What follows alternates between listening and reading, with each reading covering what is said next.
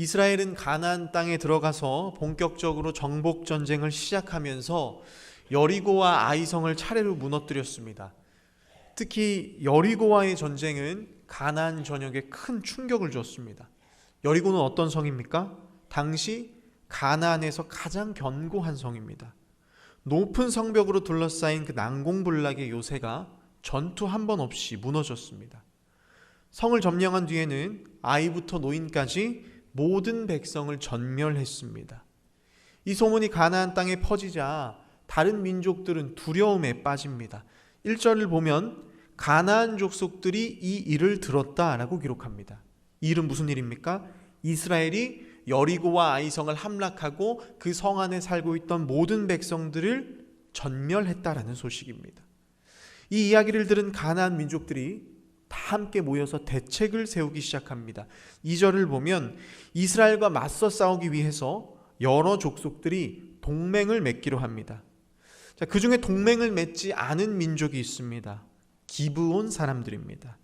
아무리 생각을 해봐도 이스라엘과는 싸워서 이길 승산이 없다라고 판단했던 겁니다. 그래서 싸우는 대신 이스라엘과 평화 조약을 맺기로 합니다. 그런데 문제가 있습니다. 이들은 이스라엘과 평화롭게 지낼 수 없는 사람들입니다. 기브온은 어떤 사람들입니까? 가나안 7족속 중에 하나였던 시위 족속입니다. 하나님께서 진멸하라라고 명하신 민족입니다. 가나안 족속이라는 사실이 발각되면 살아남을 수 없습니다. 자, 그들은 어떤 방법을 선택했을까요? 4절을 보면 그들이 꾀를 썼다. 이스라엘을 속이기로 합니다. 가나안 민족이라는 사실을 숨기고 먼 나라에서 온 이방 민족으로 가장합니다. 왜 하필 먼 나라에서 온 이방인으로 속였을까요? 신명기 10장을 보면 하나님은 가나안 민족들은 다 진멸하라고 하셨는데 예외를 두셨습니다. 가나안으로부터 멀리 떨어진 이방 민족과는 화평을 맺을 수 있도록 허락하셨습니다. 기브온 사람들은 이 사실을 알고 있었기 때문에 일부러 먼 나라에서 온 사람들인 것처럼 속였습니다. 낡은 옷을 입고 해진 신발을 신고 곰팡이 핀 떡을 준비해서 이방인 행색을 합니다. 자, 이렇게 외적으로 완벽하게 이방인인 것처럼 변장하고 이스라엘을 찾아가서 평화 조약을 맺자고 이야기합니다. 이스라엘은 처음에는 속아 넘어가지 않았습니다. 8절을 보면 여호수아가 그들의 말을 의심하면서 어디서 왔는지를 묻습니다. 그 질문에 기브온 사람들은 정체가 발각될까 봐 제대로 답하지 않습니다. 그냥 먼 나라에서 왔다라는 말로 얼버무립니다. 그리고 경계를 풀기 위해서 대화 주제를 바꿉니다. 이스라엘이 관심 있어 할 만한 하나님에 대한 이야기를 합니다. 우리가 여호와 하나님께서 행하신 일을 들었습니다. 하나님께서 출애굽시키신 사건, 홍해가 갈라졌던 일, 또 시온과 옥을 무너뜨렸던 이야기를 꺼내면서 이스라엘의 마음문을 열려고 합니다. 이 전략은 실제로 효과가 있었습니다. 기브온 사람들이 신앙적인 이야기를 하면서 또 우리는 당신의 종입니다. 복종적인 태도를 취하니까 이스라엘이 그들의 말을 듣기 시작합니다. 자, 여기서 결정적으로 기브온 사람들이 먼 나라에서 왔다는 증거를 보여줍니다. 12절 13절을 보면 낡은 옷과 신발, 또 헤어진 전대와 포도주 부대, 곰팡이 난 떡을 보여줍니다. 이 모습만 보면 누가 봐도 먼 길을 걸어온 사람들처럼 보입니다. 완벽하게 이스라엘을 속이려고 했습니다. 이스라엘은 어떤 결정을 내릴까요? 14절을 보면 그들의 양식을 취했다. 곰팡이 핀 떡을 가지고 와서 눈으로 보고 만져보면서 확인합니다. 굉장히 신중하게 판단했던 것 같습니다. 그런데 정작 가장 중요한 일을 하지 않았습니다. 14절 어떻게 할지를 여호와께 묻지 아니하고 하나님께 묻지 않았습니다. 이 문제는 사람의 판단으로 결정하면 안 되는 문제입니다. 어떻게 해야 합니까? 대제사장 엘르아사를 찾아가서 우림과 둠밈으로 하나님의 뜻이 무엇인지를 먼저 확인해야 했습니다. 그런데 여호수아는 눈에 보이는 증거가 확실하다고 하나님의 뜻을 묻지 않았습니다. 이 한 번의 선택이 이스라엘 역사 속에 큰 비극을 가져옵니다. 여호수아 10장을 보면 이스라엘은 원하지 않는 전쟁을 치르게 됩니다.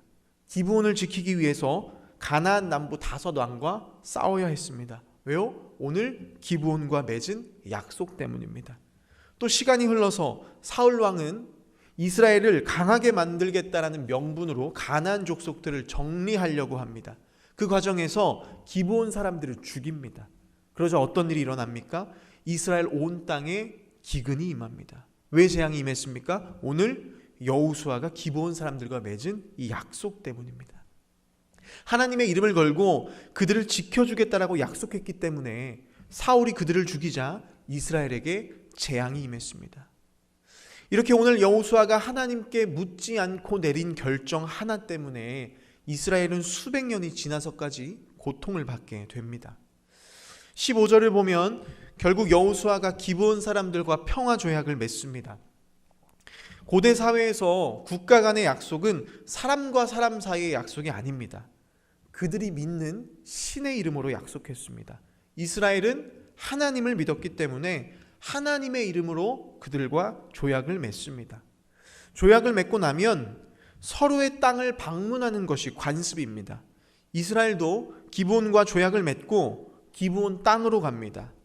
그들이 지금 있는 길갈에서 기브온까지는 걸어서 사흘 거리입니다. 그렇게 사흘이 걸려서 기브온에 도착했을 때 그들이 멀리서 온 민족이 아니라 가나안 땅에 살고 있었던 민족이라는 사실을 알게 됩니다. 속았다라는 사실에 이스라엘 백성들은 분노합니다. 당장이라도 기브온 백성들을 진멸하고 싶지만 그럴 수 없습니다. 왜요? 이미 언약이 맺어졌기 때문입니다. 잘못된 약속이었고 속아서 한 약속이었지만 그 약속은 사람이 아니라 하나님의 이름으로 맺어진 약속이기 때문에 취소할 수 없었습니다. 여호수아는 기브온 사람들을 불러서 왜 우리를 속였는지 묻습니다. 기브온 사람들은 변명하지 않습니다. 24절을 보면 하나님의 소문을 듣고 두려워서 이렇게 할 수밖에 없었다라고 고백합니다. 목숨을 건지기 위해서는 이 방법밖에 없었다라는 겁니다. 자, 그러면서 자신들의 운명을 여호수아의 판단에 맡깁니다. 25절 보소서 이제 우리가 당신의 손에 있으니 당신의 의향이 좋고 옳은 대로 우리에게 행하소서. 자, 이스라엘 백성들은 분노에 차서 그들을 죽이려고 합니다. 하지만 여호수아는 그렇게 하지 않습니다. 왜요? 이 일은 하나님의 이름이 걸린 문제이기 때문입니다. 만약 언약을 맺어놓고 기브온 사람들을 죽여버린다면 그 소문은 멀지 않아 가나안 온 땅에 퍼지게 됩니다. 이스라엘 하나님은 자기 이름을 걸고 한 약속도 지키지 않는 신이다. 그렇게 되면 하나님의 이름이 가볍게 여겨질 수 있습니다. 여호수아는 이 사실을 알았기 때문에 기브온 사람들을 죽이지 못하게 막습니다. 대신 그들을 이스라엘과 동등한 백성이 아니라 이스라엘을 섬기는 자로 살아가게 합니다. 그래서 기브온 사람들은 대대로 성막에 사용될 나무를 패고 물을 깃는 일을 하면서 살아가게 됩니다. 말씀을 정리합니다. 기브온 사람들은 왜 거짓말을 했을까요? 다른 이유는 없습니다. 살기 위해서입니다. 여호수아 10장 2절을 보면 기브온 사람들은 약한 사람들이 아니었습니다. 기브온은 큰 성읍이었고 강한 용사가 가득했던 곳입니다. 그런 그들이 칼을 들고 이스라엘을 대적하지 않고 종이 됩니다. 왜요? 하나님이 가나안을 심판하신다라는 소문을 들었기 때문입니다. 그들이 강한 성읍이고 강한 용사라는 것이 뭐가 중요하겠습니까? 하나님의 심판 앞에서는 아무 소용이 없습니다. 그래서 그들은 싸우는 길이 아니라 무릎 꿇는 길을 선택했습니다. 다른 모든 민족들이 연맹을 맺고 하나님을 대항하려고 칼을 들었을 때 유일하게 기브온만이 하나님 앞에 항복했습니다. 오늘 하나님 앞에 무릎 꿇은 기브온의 결말은 무엇입니까? 이스라엘의 종이 되었습니다. 성경은 기브온이 거짓말을 한 벌로 종이 되었다라는 이야기를 하려는 게 아닙니다. 여기에는 놀라운 은혜가 있습니다. 그들은 그냥 종이 된 게 아니죠. 어떤 일을 했습니까? 성막에서 제사 드리는 일을 위해 나무를 패고 물을 깃는 일을 하는 사람으로 부름받았습니다.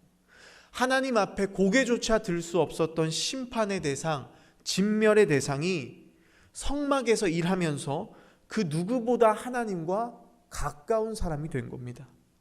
또 하나님 앞에 무릎 꿇은 기브온은 어떤 은혜를 받았습니까? 시간이 흘러서 사울 왕이 기브온 사람들을 죽였을 때 하나님은 누구 편에 서십니까? 이스라엘이 아니라 기브온의 편에 서십니다.